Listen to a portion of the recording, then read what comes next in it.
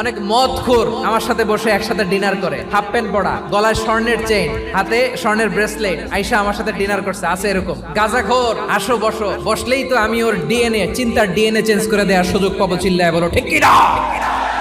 আমার অনেক হিন্দু পরিচিত ভাই আছে, ওরা আমাদের ইফতারির প্রোগ্রামে এসে একসাথে ইফতারি করে। বিশ্বনবী ইহুদির বাড়িতে গেলেন, আর আমার মুসলমান ভাই আমার কাফের বলে, এরকম আছে না নাই?